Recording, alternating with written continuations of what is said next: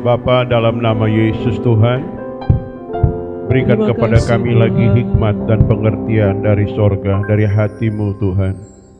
Roh Kudus sebagai Parakletos, penolong kami, pembela kami yang setia. Berikan kami hikmat yang baru Amin. tentang kuasa pasca kuasa kebangkitan-Mu Tuhan. Dalam nama Yesus, dan jamah hidup kami dengan firman-Mu. Dalam nama Yesus Tuhan. Amin. Silakan duduk Bapak Ibu, adik-adik semua. Sama-sama kita baca firman Tuhan di dalam Filipi pasal yang ketiga. Filipi pasal yang ketiga, kita baca ayat 10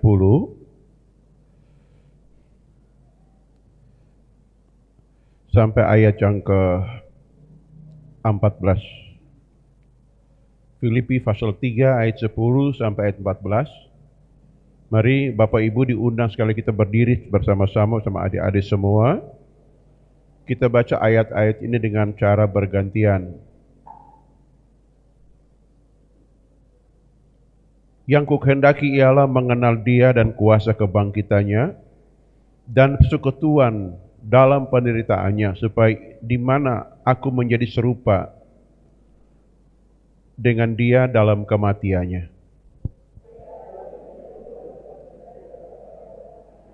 Bukan seolah-olah aku telah memperoleh hal itu atau telah sempurna, melainkan aku mengejarnya, kalau aku dapat juga menangkapnya, karena aku pun telah ditangkap oleh Kristus Yesus.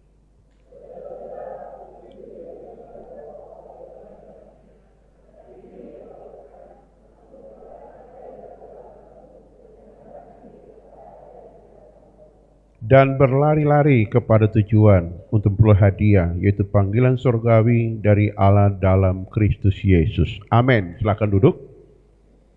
Oke, puji Tuhan. Hari ini kita berbicara spesial tentang mengenal kuasa kebangkitan Kristus. Ya, mengenal kuasa kebangkitan Kristus. Ya, sudah banyak khotbah dari tahun ke tahun tentang perayaan Paskah, itu tentang peneguhan kebangkitan, kubur kosong, salib kosong, ya, ada saksi melihat, bahkan ya kalau kita baca 1 Korintus 15 itu saksi ada 500 orang melihat, 3 orang, 2 orang, sebagainya. Itu saya percaya itu adalah benar. Bilang amin. Tetapi yang menjadi problem adalah bagaimana kita memperoleh kuasa kebangkitan itu. Ini penting di sini.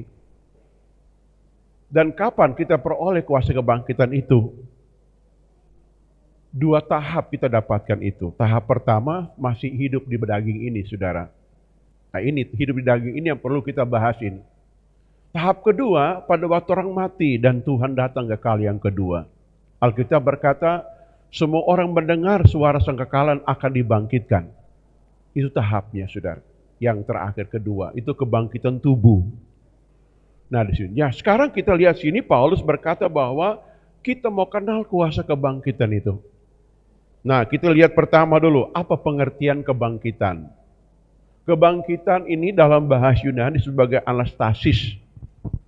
Anastasis itu artinya bahwa kita dihidupkan kembali, pemulihan jiwa, pemulihan moral, pemulihan hidup, ada kebangkitan, kegerakan dalam diri kita selama masih ada di bumi ini.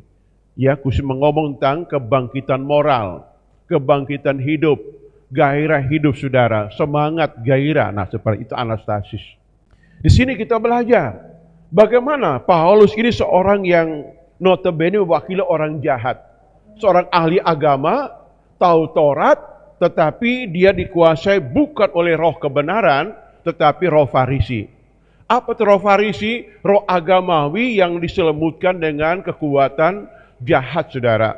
Sehingga hidupnya bengis. Nah, ini mewakili kita juga, bahwa dia mengalami suatu kekuatan besar, disebut kuasa pasca, kuasa kebangkitan, yang disebut sebagai anastasis tadi, dari kata anastemi, artinya berdiri kembali, ya, kebangkitan dari kematian, baik secara individu maupun secara bersama-sama. Ya, sekarang kita masuk bagaimana mendapatkan hal itu. Nah, ini. Yang pertama, saudara, kita mesti patahkan sengat maut. Sengat mautlah membuat kita mati, baik secara rohani maupun secara jasmani. Itu sengat maut. Saudara, sengat maut itu apa? Kuasa dosa, kata Alkitab dalam 1 Korintus pasal yang ke-15 ayat 54. Sudah yang binasa ini mengenakan yang tidak binasa dan yang dapat mati mengenakan yang tidak dapat mati, maka akan genaplah firman Tuhan tertulis. Semua sambung. Maut telah ditelan dalam kemenangan. Terus ayat berikutnya ke bawah. Semua tiga mulai. Hai maut, di manakah kemenanganmu? Hai maut, di manakah sengatmu? Ini kuasa maut, kuasa kematian ditelan dalam kemenangan. Betul? Nah, dari kata kemenangan menelan sengat maut, saudara, maka apa yang kita kerjakan supaya dapat kebangkitan Kristus? Yang pertama, mesti bertobat. Enggak cara lain. Tawaran Tuhan yang terakhir, pertobatan untuk manusia. Di mana-mana Tuhan mau kita bertobat. Nggak usah pikir dosamu merah seperti apa, jahat seperti apa. Itu nggak penting bagi Tuhan. Yang penting memutuskan, saya hari ini mau bertobat. Itu awal kehidupan. Dimulai dari pertobatan. Ini sudah. Anak bungsu yang hilang, yang seringkali disebut-sebutkan di kandang, di tempat yang sangat berdosa.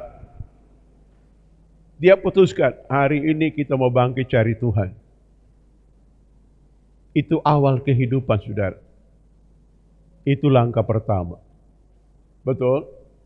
Apa itu pertobatan? Pertobatan bahasanya bilang metanoia, artinya perubahan pikiran. Pola pikir yang dosa diubah dengan cara keputusan hati, saya mau berubah pikiran dan tindakan saya. Sederhana seperti itu. Ya, sehingga makna dari Paskah itu nggak hilang dalam hidup kita. Itu yang pertama. Yang kedua, kita harus belajar mengampuni. Pertama diri kita, yang kedua kepada orang lain,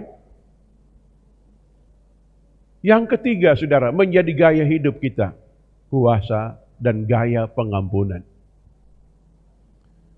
Itu membuat kita nggak didaku oleh setan kapanpun, saudara. Saya beri contoh gini, Bapak Ibu. Kita sakit hati dengan Pak Tamboto. Lalu, saya sudah mengampuni beliau dan beliau sudah mengampuni saya. Ada orang datang, dulu mereka bakal lain itu, nggak usah dengar orang itu pendeta tua, bakal lain Pak Tamboto itu. Habis saya katakan, saya sudah mengampuni itu dulu, sekarang saya sudah mengampuni. Oh kamu benar, nggak perlu benar atau salah, yang penting reaksi saya adalah saya mengampuni. Itu kuasa kebangkitan Tuhan ada dalam diri kita. Banyak orang merasa terbuang, tertolak, merasa tidak berguna, itu karena tidak melakukan pengampunan. Itu proses, waktu kita bertobat, kita menjadi orang yang suka mengampuni orang. Betul tidak? Roh Tuhan ada padaku, ya kemarin Pak Ferry Patus khotbah itu, tentang bagaimana dipulihkan. Itu hanya kunci satu, ampuni Jo, selesai. Baku pelol kong nangis sambil minta maaf, selesai kan begitu. Daripada mutar-mutar di jalan namanya labirin, pernah lihat labirin? Pernah main di labirin? Ini sebuah taman yang dibuat berkelok-kelok dari pohon lalu baku cari, mutar-mutar, balik situ juga itu.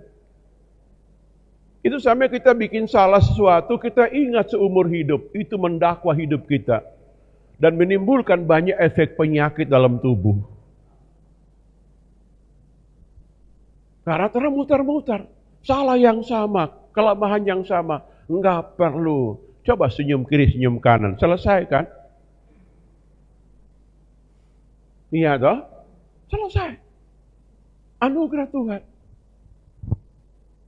Ada orang bikin dosa beranak dosa, baku salah di rumah, di kantor baku salah, ya, tempat pekerjaan baku salah. Di gereja bikin baku salah semua, akhirnya dia mutar-mutar di sifat yang seperti itu. Paskah hanya semboyan telur rebus 1 butir. Apakah itu Paskah? Tidak, saudara. Fase itu perubahan kehidupan. Dari kematian kepada kehidupan. Lewat apa? Kuasa pengampunan. Doa Bapa kami. Ampuni kami karena sambung. Kami maupun orang yang bersalah kepada kami. Bisa ya? Nah ini. Jadi kita lakukan itu, saudara. Mau dia kurang, mau dia salah, itu urusan Tuhan sebagai wasit hakim yang adil. Urusan kita melepaskan pengampunan. Selesai, tidur enak, ngorok aja tuh. Iya toh, makan sedap, tubuh sehat. Makanya gode-gode lihat kiri kanan. Ini orang-orang yang suka mengampuni, gode-gode semua. Betul tidak? Oke, nah. Jadi itu langkah yang kedua, mematahkan sangat maut dulu itu menjadi biangnya, saudara. Nah, yang ketiga, saudara, biasakan diri kita menyembah Tuhan. Itu penyembahan penting, saudara, menghadirkan kuasa kebangkitan Kristus. Kenapa? Karena pengaruh penyembahan itu mematikan keinginan daging. Ada orang berkata, daging mati dulu baru menyembah Tuhan, setuju-setuju aja. Tetapi Alkitab mengatakan begini, kita akan serupa seperti apa yang kita sembah. Siapa sini pernah diundang pejabat makan di restoran mewah? Ada? Kalau orang makan yang pejabat, entah dia gubernur atau ya presiden atau siapa yang traktir orang, ayo datang yang makan di restoran paling mewah. Makan paling sopan sekali, saudara. Ya, saya dulu diajar bagaimana cara makan di meja makan itu, jarak antara perut dengan meja 1 gempal begini, saudara. Duduk lurus, nggak boleh taruh tangan di atas meja.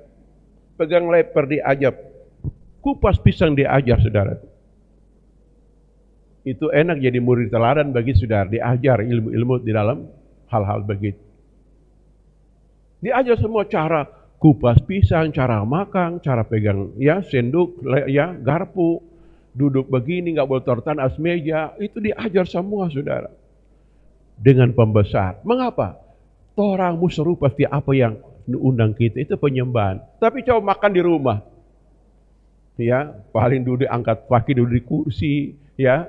Udah makan asal-asal, pokoknya satu kali kunyah, 1 leper masuk, 5 butir beras jatuh ke bawah, nasi jatuh ke bawah, macam-macam cara.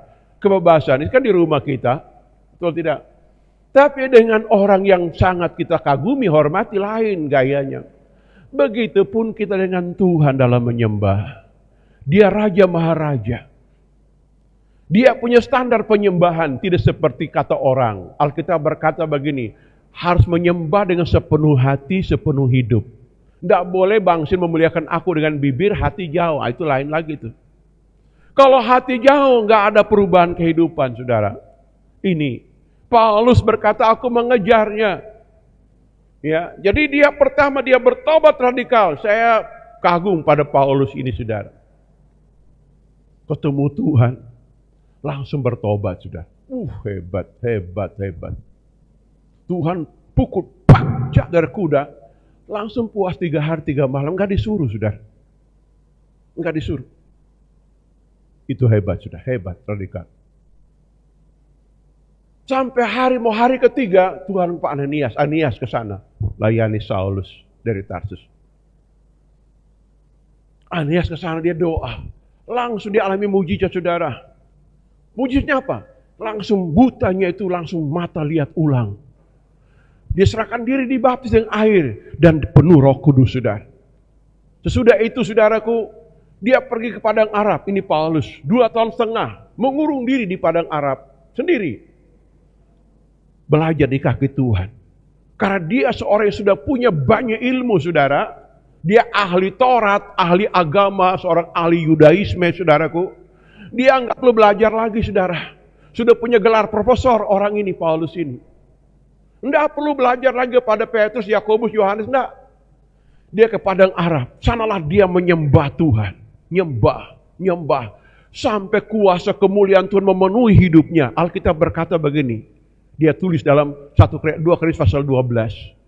14 tahun yang lalu, aku diangkat ke Firdaus yang ketiga. bertemu dengan Tuhan. Itu pribadinya dia tulis, saudara. Di bawah.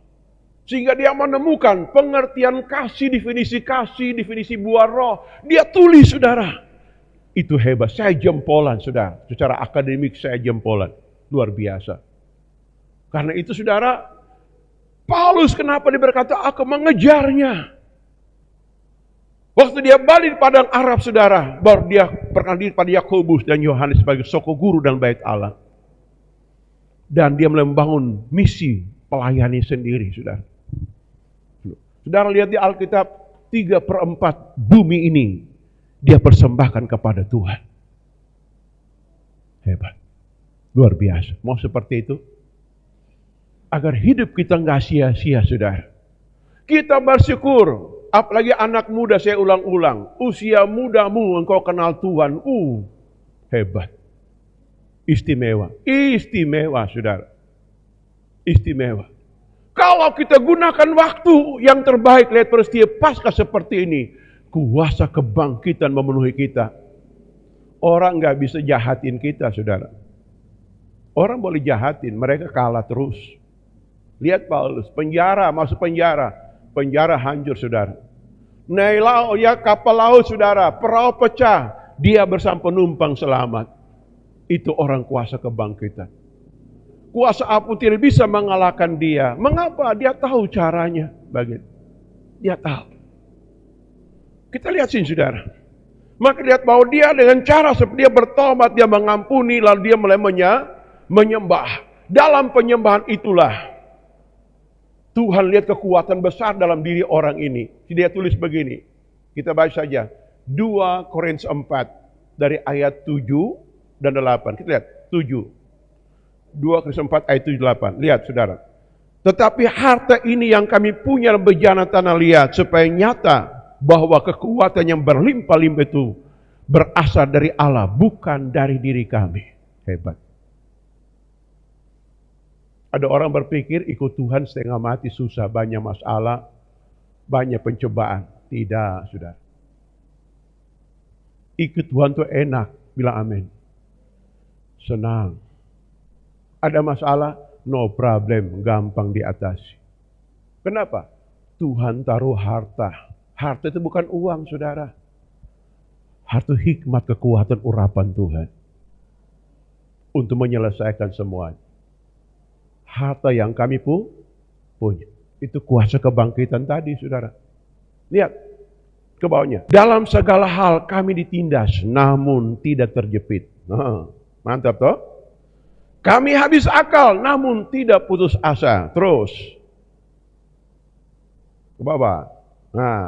Kami dianiaya, namun tidak ditinggalkan sendirian. Kami dihempas, namun tidak binasa. Terus. Lihat. Kami senantiasa membawa kematian Yesus dalam tubuh kami, supaya kehidupan Yesus menjadi nyata dalam tubuh kami. Perhatikan, di saat himpitan itu datang, apa yang kita banggakan dalam hidup kita? Kalau kita banggakan gelar, pengetahuan, harta, habis orang. Jatuh, saudara. Paulus tahu kuncinya, saudara. Dalam himpitan tadi dia bangga. Kuasa kematian dan penyaliban Yesus dalam diri kami. Artinya apa? Perjamuan kudus seperti itu. Datang ke salib Tuhan. Salibmu, salibmu, selama mulia, dosaku disucikan oleh darah Yesus. Masalah yang menakutkan kita langsung luntur, saudara. Habis. Kuat lagi, itu maksudnya begitu. Tapi kalau orang bangga tentang hal duniawi, habis. Itu muncul kesombongan. Dan waktu muncul kesombongan, Tuhan mundur. Tuhan bilang, iblis ajar dulu. Nanti sudah kalah, baru dia datang pasti ke kita. Begitu kerjasama Tuhan dengan iblis begitu. Setelah kunci itu, sederhana hidup ini. Kalau terantau kunci ini, wah kita hidup itu nikmat. Hidup itu hebat. Karena aku sanggup mengalahkan keangkuhanku. Aku sanggup mengalahkan monster dalam diriku. Aku mau serupa seperti Yesus. Amin. Dia kunci semua ini, saudara. Datang kaki Tuhan, nangis dia. Bawa kepada Tuhan. Tuhan, aku gagal. Aku habis akal. Aku dihempas. Aku begini dan begitu. Dalam diri kita ada kuasa kebangkitan. Bagaimana fungsikannya? Udah datang ke salib Tuhan. Makanya Alkitab mengajarkan ada juru syafaat yang siap menolong kita. Ini menjadi kunci kemenangan. Iya, halo? Ini, saya praktekkan itu, sudah saya tahu kunci itu. Ada apa-apa sudah, ambil gitar nyembah Tuhan, Jo. Nyanyikan lagu yang bertemakan tentang darah dan salib Kristus. Itu akan merubah pola pikir jiwa kita saudara dalam. Membuat kemenangan yang besar. Di saat kita sadar, saudaraku, kuasa kebangkitan akan muncul, saudara. Urapan berlimpah mengalir lagi. Ini yang diajarkan Alkitab kepada kita. Jadi ada apa-apa hadapi saja. Bilang amin. Betul tidak? Ini karena memang orang ini sudah bangkit, saudara, sudah melalui kuasa kebangkitan, apalagi sudah di bab Roh Kudus, saudara. Sudah. Tapi berapa banyak orang-orang karismatik yang penuh Roh Kudus itu murtad kebanyakan. Hilang kasih mula-mula, bikin banyak masalah, hidup dalam kepahitan, hidup dalam kemarahan, karena mereka nggak tahu kalahkan kuasa daging dalam dirinya. Karena itu yang tahu saya ajar kepada jemaat di sini, kita praktekkan. Ada apa-apa, enggak usah marah, enggak usah malu melihat kekalahan atau dosa kita. Datang kamar tempat tersembunyi, doa nyanyi minta ampun kepada Tuhan. Bilang begini, Tuhan beri aku sempat untuk kita perbaiki yang salah. Selesai sudah. Jangan nangis ulang-ulang sama matanya bengkak, bengkok. Boleh. Ada orang kan nangis di kaki Tuhan, habis nangis wajahnya cerah, segar, saudara. Ada orang habis nangis, matanya bengkak. Bedanya di mana? Yang mata bengkak biasa nangis sambil kepahitan, sambil tagih jasa baik pernah dia buat. Tuhan lihat itu, mereka itu enggak menghargai kita berbuat baik pada orang.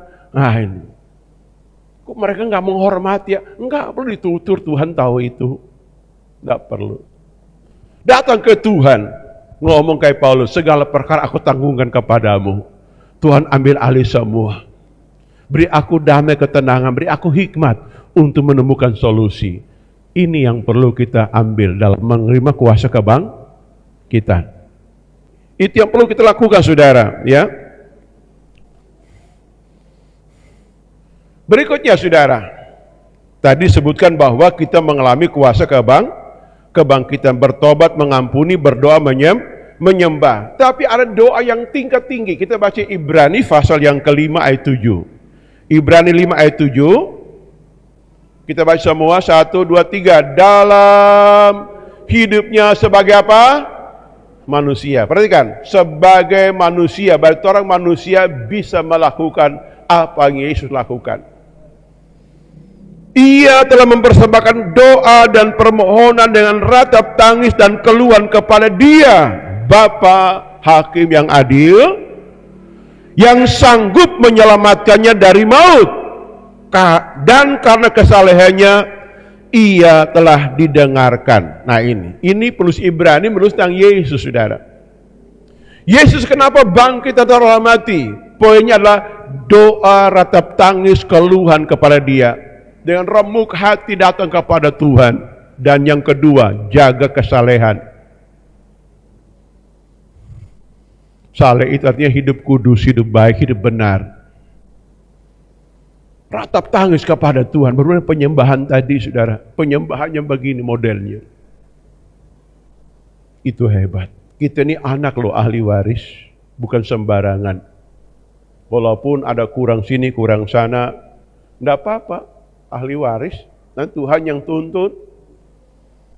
Yesus doa. Di Alkitab Yesus hidup sebagai manusia, nangis 3 kali. Dalam 3 kali peristiwa. Peristiwa pertama Lazarus yang mati dan dibangkitkan. Masgu hatinya. Peristiwa kedua dalam Lukas 19. Dia masuk ke Yerusalem tidak memuji, menyembah, menolak kehadiran Tuhan. Dia nangis, lihat, aduh kamu akan hancur binasa. Musuhmu akan menghancurkan engkau dan berbagai jurusan. Engkau pasti tidak ada bekas. Kotamu tidak ada batu pun yang terletak, semuanya akan habis. Kekuatanmu bukan intelekmu, bukan senjatamu, tapi kehadiran Tuhan itu kekuatan kita. Tuhan nangis, saudara. Kenapa dia nangis? Karena dia punya misi penyelamatan, bukan penghukuman. Kalau penghukuman habis, kelar. Misi penyelamatan, dia perlu merubah watak, pola pikir umat Israel ini, saudara. Dan nangis yang ketiga di Taman Getsemani ini, enggak ditulis dalam Injil, tapi penulis Ibrani menulis dia hidup sebagai manusia, doa dan ratap tangis kepada dia di Getsemani. Dan Bapa mendengarnya, saudara. Jadi kalau kita mau kuasa kebangkitan menghidupkan kita dalam berbagai kesulitan, dengar, nyembah Tuhan jangan pakai malu hati, pakai gengsi-gengsian. Nangis-nangislah di kaki Tuhan, nyembah. Remuk-remuklah, saudara. Nah ini. Nah Tuhan yang hadir, Tuhan ambil alih semua. Tuhan akan ngomong begini, aku berperang ganti kamu, kamu diam saja. Mantap. Mas Abdullah, aku berperang ganti kamu. Hebat, hebat, hebat. Kenapa? Doa dengan ratap tangis kepada Tuhan. Dan kesalehan. Jangan doa penuh kebencian kalau ada masalah, apalagi suami istri. Nggak usah. Doa penuh. Tuhan yang atur, dia curahkan hikmat dan pengertian pencerahannya. Dan dia kasih kekuatan. Dan itu akan memerdekakan kita. Itu kuasa Paskah, saudara. Kesalehan. Pasti menang. Dalam hidup itu kita berkarya ke depan. Selalu sukses, selalu menang, saudara. Dalam dirimu ada kemuliaan, ada kuasa, ada kebesaran, ada hikmat Tuhan. Mau kurang apa lagi yang Tuhan mau kasih? Mau kurang apa, saudara?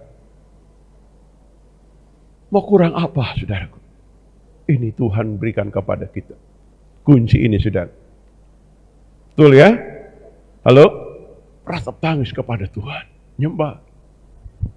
Makanya kenapa kita harus punya doa kamar pribadi, supaya bisa nangis di kaki Tuhan. Kalau nangis di ruang tamu kan lucu, saudara. Betul tidak? Ya, seorang yang hebat di kaki Tuhan, dengar, kita mesti nangis hanya di kaki Tuhan. Tidak boleh nangis di kaki siapapun. Yang sudah menikah nggak boleh nangis di kaki mertua. Yang sudah dewasa nggak boleh menangis di kaki orang tua, hanya nangis di kaki Tuhan. Tempat rahasia Tuhan. Tuhan akan nyatakan anugerahnya kepada kita semua. Itu ajaran firman. Kalau engkau menangis di kaki manusia, engkau masih mengandalkan manusia, saudara. Engkau menggantikan Tuhan dengan orang yang engkau tangis di kakinya itu. Tuhan akan cemburu. Dan dia akan berkata, engkau tidak layak bagiku. Diajarkan seperti saudara. Mengapa? Karena zaman akhir Tuhan sudah memberikan habis-habisan nyawanya, darahnya, kuasanya, saudara. Karena ini peperangan yang tingkat tinggi paling akhir zaman. Setan dengan membangun kubu pertahanan yang kuat, tapi dia lupa bahwa kita juga punya kekuatan lebih dari dia. Kuasa nama Yesus, kuasa darah Tuhan, kuasa kebangkitan Tuhan. Mau kurang apa lagi? Mau kurang apa lagi? Tuhan ingin kita mengerti dan mengalami hal ini, saudaraku. Ini. Dan perlu kita punya sikap doa. Seperti Ibrani pasal 5 ayat 7 ini. Dua hal tadi. Ratap tangis keluhan kepada dia. Mengerang. Contoh di Alkitab, di dalam Keluaran pasal 2 dan 3. Di situ orang Israel mengerang. Berdoa mengerang. Bagaimana doa mengerang? Coba kita praktekkan. Ya, saudara pernah lihat anak kecil kalau nangis sampai gitu. Gitu. Itu doa mengerang. Doa yang tidak ada punya keluhan orang dengar lagi. Itu sudah pengharapan terakhir, saudara. Doa mengerang. Waktu Israel doa mengerang di pasal 2 kitab Keluaran, Maka Alkitab berkata, Tuhan ingat janjinya kepada Abraham. Dan Tuhan turun tangan. Bagaimana cara Tuhan turun? Tuhan turun menjumpai seorang gembala sapi kambing domba bernama Musa. Dia turun dalam wujud belukar yang terbakar. Tapi belukar ini gak berubah, tapi api menyala-nyala. Artinya bahwa walaupun sifat Israel itu orangnya cinta dunia, belukar cinta dunia, hidup enak, senang makan enak, bagalojo, tapi Tuhan nyetak anugerah dia mau turun, tolong. Musa lihat, kenapa belukar terbakar? Kok enggak angus ini belukar? Dia datang. Mau dekat Tuhan tidak? Musa, tanggalkan kasutmu. Akulah Tuhan Allah Abraham, Allah Ishak, Allah Yakub, Allah ayahmu. Musa langsung, saudara, menanggalkan kasut. Dia bukan berdiri tersungkur di atas tanah, saudara. Lalu Tuhan ngomong lagi, aku mendengar arangan umat Israel. Pergi selamatkan mereka. Musa jawab apa? Aku tidak pandai bicara. Utus yang lain saja. Tuhan ngomong, akulah pencipta lidah manusia. Ini kabar baik bagi orang yang mau melayani Tuhan tapi tidak pandai berbicara. Tuhan akan jamah lidahmu untuk bicara kebenaran. Tuhan gak cari orang Carlota cerewetan, saudara. Tuhan cari orang yang ngomong berwibawa. Dia taruh firman di lidahnya. Halo? Bilang cerewet itu dosa. Ayo bilang.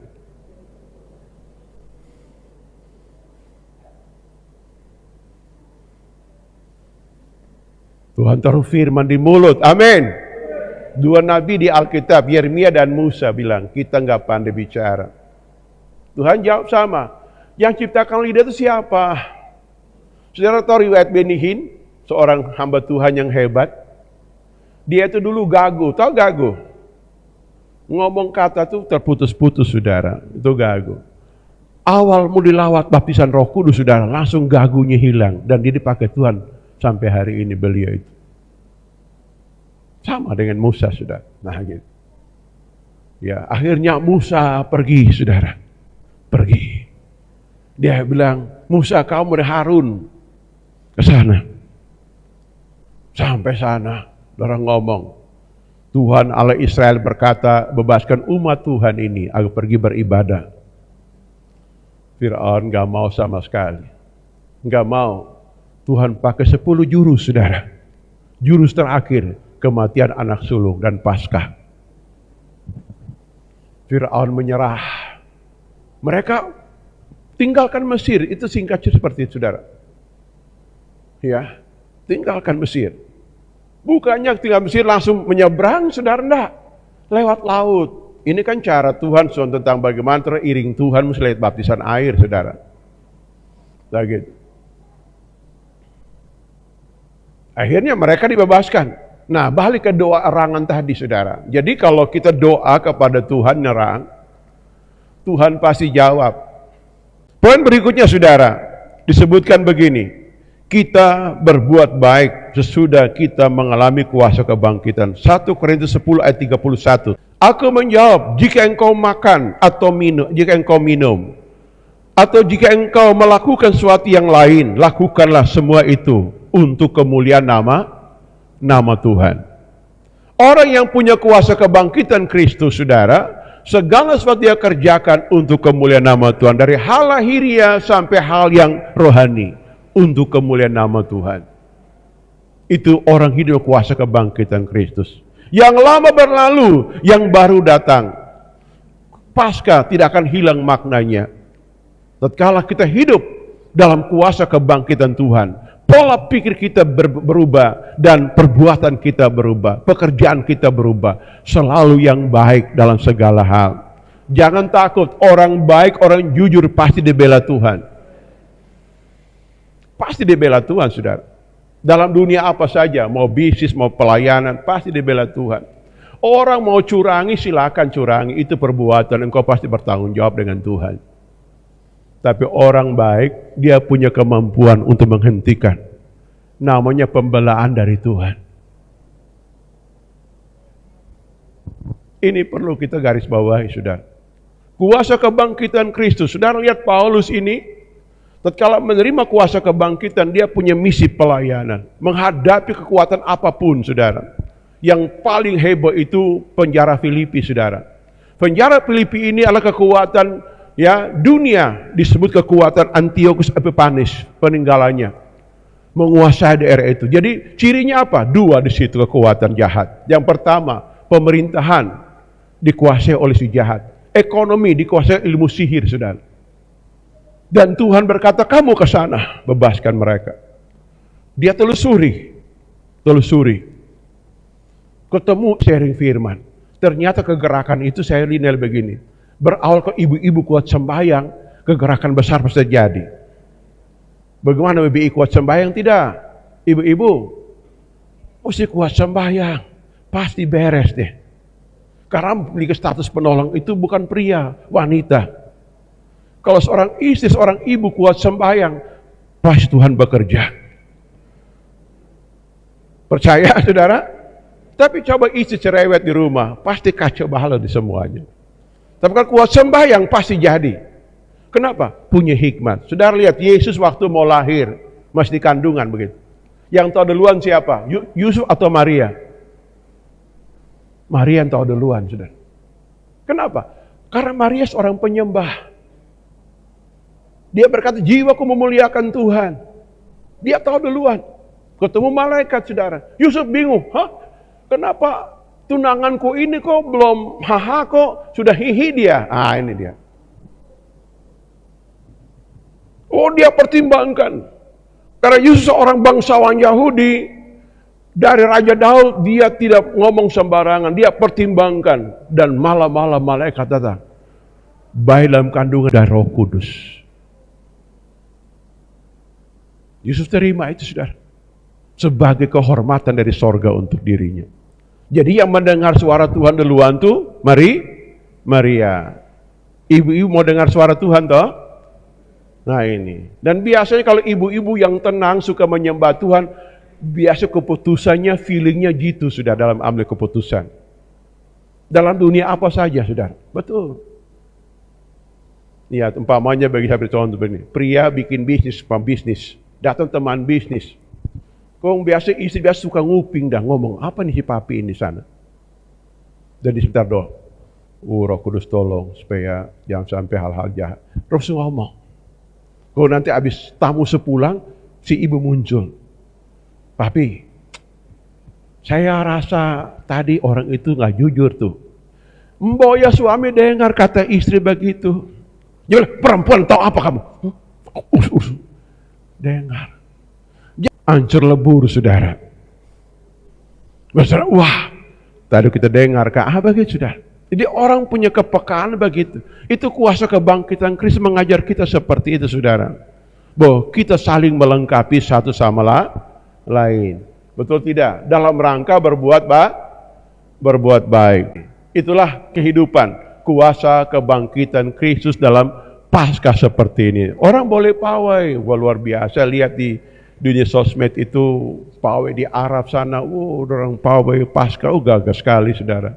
Hikmat sekali. Ya di mana-mana itu bagus, menunjukkan tentang kesaksian bagi dunia bahwa Tuhan itu ada hidup. Tapi yang Tuhan suka adalah kita menerima kuasa kebangkitan Kristus. Satu ayat terakhir, Roma 8 ayat yang ke-11. Baca. Dan jika roh dia yang telah membangkitkan Yesus di antara orang mati diam dalam kamu, maka ia yang telah membangkitkan Kristus Yesus dari antara orang mati akan menghidupkan juga tubuhmu yang fana itu oleh rohnya yang diam dalam kamu. Jadi kalau terus terima baptisan Roh Kudus, pertahankan roh tetap diam dalam diri kita. Lihat cara apa? Jaga kekudusan, jaga rohani kita, jangan bikin dosa baru. Tuh tidak. Kalau bikin dosa baru cepat selesaikan supaya roh tetap bersamaya memimpin hidup kita. Terus menerus. Dalam susah Tuhan tolong. Lihat hikmat kekuatannya, dia tolong kepada kita, saudara. Nah ini perlu, saudaraku. Sehingga kita melihat bahwa Tuhan tolong. Contoh ya ayat ini, Kisah Rasul pasal 20 ayat 24. Contoh ayat ini saudara. Kisah Rasul pasal 20 ayat 24. Tetapi aku tidak menghiraukan nyawaku sedikit pun, asal saja aku dapat mencapai garis akhir dan menyelesaikan pelayanan yang ditugaskan Tuhan Yesus kepadaku untuk memberi kesaksian tentang Injil kasih karunia Allah. Wow. Orang yang punya kuasa kebangkitan Tuhan, saudaraku, kita lihat bahwa dia bangkit dan dia berkata, aku mesti tunaikan tugasku sampai selesai. Tuhan kasih tugas apa kepadaku, kita mau lakukan sampai selesai. Nyawa aku gak hiraukan. Hebat orang ini saudara. Luar biasa. Dia kalau hidup zaman sekarang kita bergabung dengan dia, saudara, ini orang. Hebat. Hebat. Memang disiplinnya tinggi, saudara. Ya.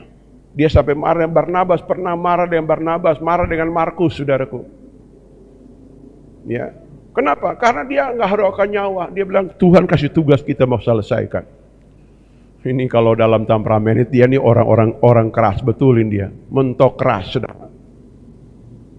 Orang seperti ini Tuhan mau pakai, karena Tuhan nggak pakai penakut, apalagi orang yang pelin-pelan. Tuhan nggak pakai.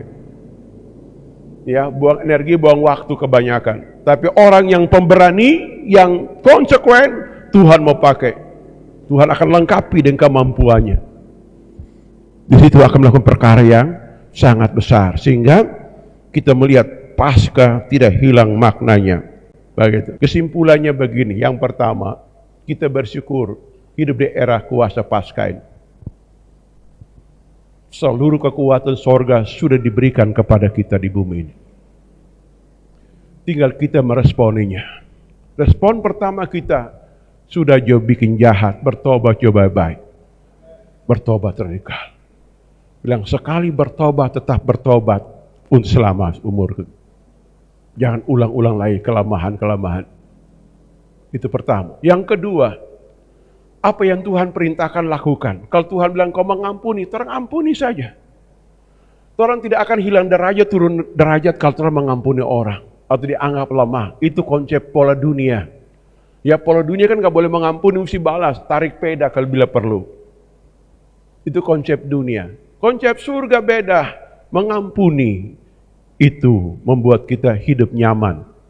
Dan kalau Tuhan yang bela kita, tidak ada seorang pun yang bisa ya mengalahkan Tuhan. Betul? Ini saudara, ya. Yang ketiga, bangun pujian, penyembahan, doa yang kontinu, konsisten, terus menerus dengan Tuhan. Itu namanya pergaulan, bergaul dengan Tuhan. Bagaimana bergaul dengan Tuhan? Pertama berdoa menyembah, yang kedua renungkan firman-Nya. Dua ini saja, itu bergaul. Terus menerus saudara. Jadi kita mendapat inspirasi, kan firman lakukan. Ya, jangan renungkan gak lakukan. Ya, bawa terus tabiat lama seumur hidup. Ya kita sebegini jam berubah, jam mau kore-kore. Alah, nggak bisa. Ya, berubah dari dalam, atau tidak? Sehingga kita akan lihat, orang yang paling hebat. Nah gitu, ya. Kesimpulan berikutnya adalah lakukan apa yang benar di mata Tuhan. Enggak rugi kita berbuat baik. Hasilnya apa? Kita menikmati, keluarga menikmati, banyak orang menikmati berkarya baik kita, bahkan dikenang seumur hidup. Ya, sehingga waktu orang mati pun perbuatan baik itu selalu menyertai kita sampai ke surga. Ya, toh? Perbuatan baik itu bukan hanya orang kasih duit ke orang, tidak. Tegur sapa, mengampuni, nggak cari musuh, tolong orang, saudara, membina orang, nasihati orang, itu berbuat baik, saudara. Masa sukar kan? 2 Timotius pasal 3 itu, ayat 1 sampai 5 itu, orang jahat. Ayat 17 disimpulkan, orang kepunyaan Allah diperlengkapi berbuat baik. Melayani orang yang ayat 1 sampai 5 itu, yang kaca balau di atas. Ya, tugas kita melayani, minimal dari keluarga kita. Ada waktu untuk keluarga, anak-anak. Didik mereka, nasihati, doakan, tuntun. Sehingga mereka jadi masa depan punya bau. Kenapa? Karakter sudah terbentuk dari pendidikan di rumah. Sehingga kita ditolong oleh Tuhan kapan saja. Amin. Dan yang paling terakhir adalah kalau Tuhan kasih tugas, lakukan dengan sepenuh hati. Nanti Tuhan yang bela, Tuhan berkati kita. Amin.